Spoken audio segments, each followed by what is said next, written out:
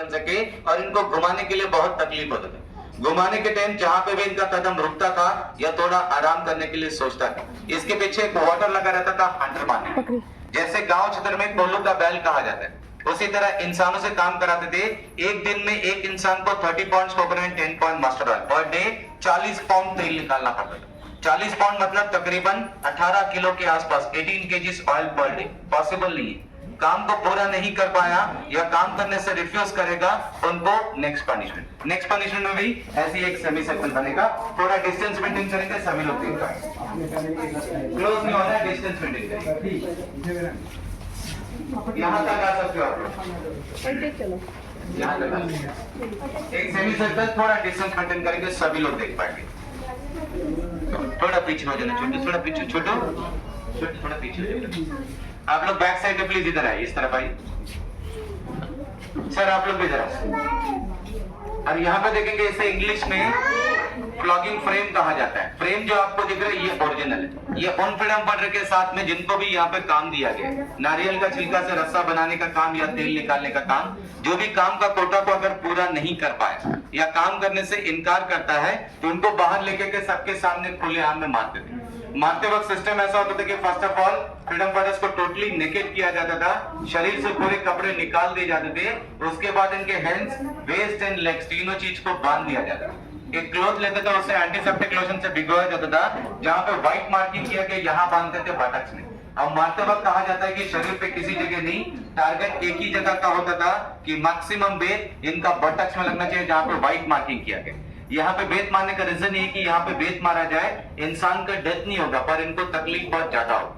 जैसे काम करने के दौरान थक कर कहीं बैठ ना जाए, बैठ नहीं सकता था, बैक पोर्शन में घाव, रात को सो नहीं पाता था, इवन तो टॉयलेट भी नहीं जा सकता था। जैसे टॉयलेट जाएगा क्या होगा, स्किन स्ट्रेच होगा, दोबारा मार्क हो जाए। यहाँ का फ्लक्स बहुत सॉफ्ट होता है, यहाँ का घाव जल्दी सूखता नहीं। और यहाँ पे अगर घाव ज्यादा गहरा हो जाए तो यहाँ पे स्टिचिंग भी नहीं कर सकते, क्योंकि स्टिच किया जाए तो टॉयलेट वगैरह में स्टिच रीओपन हो जाएगा। और इसको जो मारने वाला होता है वो इंडियन होता है। इस जेल में खाली फ्रीडम फाइटर नहीं, कुछ क्रिमिनल्स को भी लाया गया था, चोर, डकैत, खूनी लोग। इनमें जिनका टर्म्स अच्छा, उनको वाटर का पोस्ट स्ट्रिक्टली ऑर्डर कि जब एक बेत मारो, बेत निकालो तो स्किन समेत क्लॉथ निकल के आ जाना चाहिए। अगर नहीं निकला तो सेम पनिशमेंट इसको। यानी कि इंडियंस को मारता था, थोड़ा सॉफ्टनेस ना बरते बोल के इतना strictly order. Normally freedom fighter 7 से 10 बेत खाने के दौरान अपना होश खो देता था।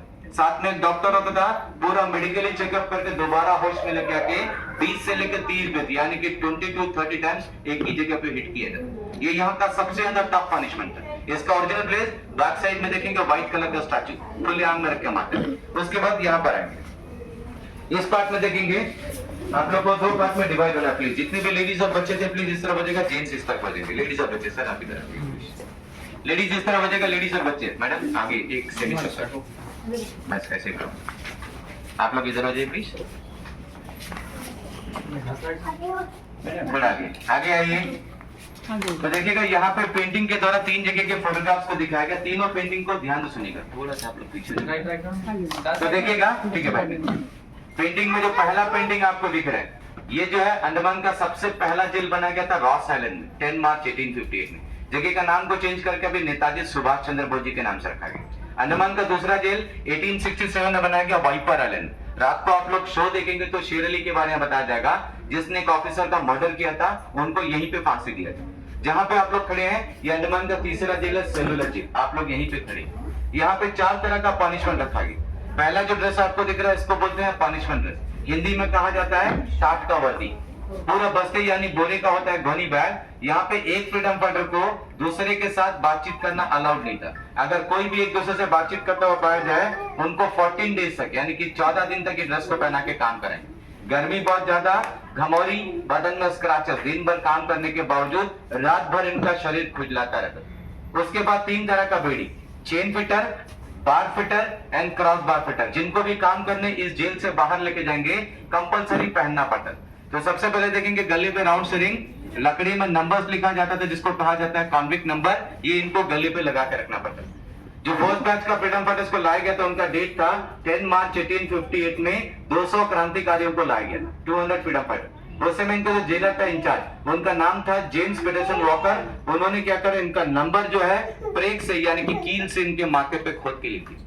ताकि इनको हमेशा के लिए याद रहे कि ये लोग काला पानी का सजा काटा हो। बाद में जेलर जैसे चेंज हुआ, लोहे का टैग, एक लकड़ी का tag, half sleeve shirt, half निक्कर पहनने के लिए।